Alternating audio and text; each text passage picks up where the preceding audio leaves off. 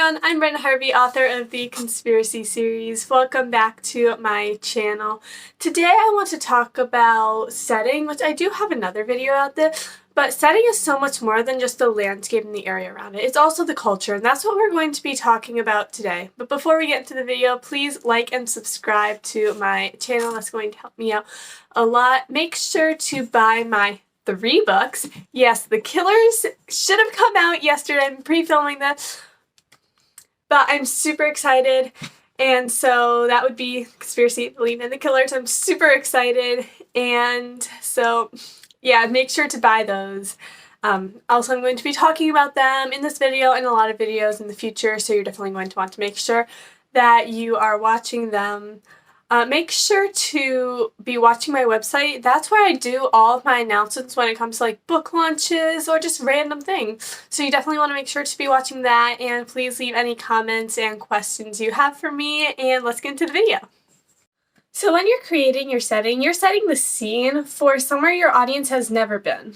Now, you can argue that, oh, my audience has been to high school, my audience has been to middle school before, but they have never been to your high school. They have never been in that environment, so you need to set the scene for them, and you need to make sure that your audience knows what's going on, because your audience has never been to this place where your book is taking place, so you need to make sure they understand what is going on. And even, like I said, even if it is somewhere they've been, like a high school, you have to make it your version. If it's a workplace, make it your version. If it's a plane, make it your version. If it's a bus, make it your version. You have to make all these things your version, because no two high schools are the same and no two stories are the same. So your settings are always going to be different, and people don't want to be in a place where they've been before and they're very familiar with when they're reading. They want a place to escape. So even if it is familiar, it needs to be different, and it needs to be noticeably different, and you need to transport your audience there. Now, in fantasy and completely made-up environments, this is going to be different because you're going to have a lot more work. They're going to be a lot less familiar with what's going on, which is good and bad, because on one hand, you can make it bend to your will, and it can be whatever you want it to be, like The Lord of the Rings. Like, the author there was very invested in the setting and really liked describing that. So, whereas compared to if you're writing about a high school, people know what a locker is, typically. So you need to be able to paint a brand new picture of what's going on if you're creating a whole new world. Because if you're creating a new world, then people aren't going to know what's going on. If you are basing it off something else and creating a new thing, that is still new, but people are more familiar with it, which may or may not be a good thing. In some ways, it's like, yes, they understand what's going on more, but in other ways, it's like, okay, well, I'm familiar with this, I don't need any more information on it. Whereas opposed to like fantasy, it's like, oh, whoa, this is too crazy for me, I'm out. But when you're writing, you need to make it tangible. You need to use good descriptive language. And it can't just be like, oh, locker, there. No, it should be, purple lockers lined the wall to match the school colors. Very few of them had locks since the community was so close and we were able to trust each other. Things like that. And your setting does not just have to be the physical, it also can be like character-y, you know? So for example, this is a card I got from my best friend. It was for Christmas, and it is the sweetest thing. I'm not going to read it to you guys because I love her and she deserves her privacy. But this is not just a card. This is meaningful. So for me, I'm not going to say, let's see, would you call this black or navy blue? You tell me in the comments. I'm going to call it blue. So I'd say something like, the navy blue card sat on the shelf with white lettering spelling out thank you. The card that I had gotten a year ago from my best friend that always held so much significance to me that I always felt the need to display it. That is a good description. Now, obviously, I'd edit it because editing is super important, but that is just an example as opposed to navy blue card, white lettering. Kind of boring. Now, another part of your setting is your culture, which means your people.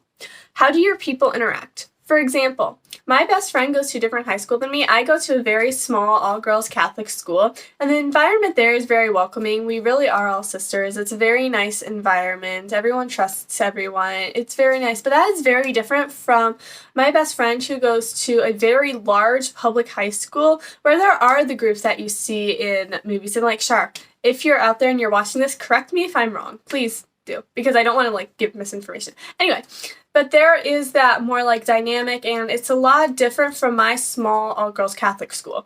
So you need to describe the culture and how people interact. I'm just going to use my high school as an example because I obviously don't go to her high school. So at my high school, like I said, everyone is super supportive, and it is a very small class. Pretty much everyone knows everyone. Seniors are helping freshmen. Sophomores are really close with the seniors. And oh my gosh, you guys, this is the seniors' last musical. I'm gonna miss them so much next. Is this suddenly turning into just like high school moments with Brenda? Anyway, so if I was going to be basing a high school off of my high school, that is what I would include. I wouldn't just include the purple and white lockers, the cute biology classroom, the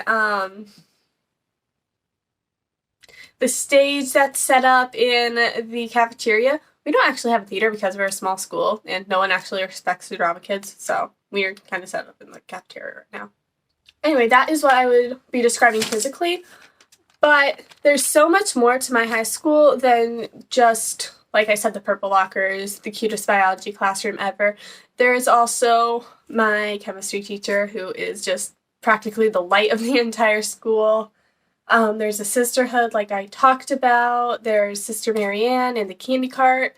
There's just so much more to my high school than just the physical setting, and so I would want to capture that if I am basing or even just describing my high school, because my high school isn't exactly the same as someone else's, and even if it's like the building is a carbon copy, they're going to be two different things, because one group is going to be like this and then the other school is going to be something completely different.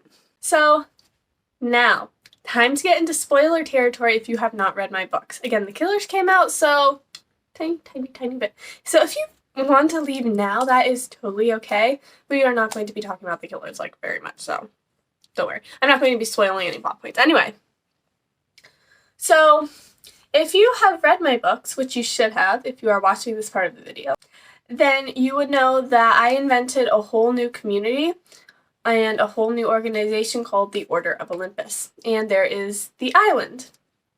So that is brand new territory. Like, obviously the laws of physics still apply here, but it's completely different than where I live. So I had to create that, and part of that was the politics of it. The traditions, the clothing, things like that.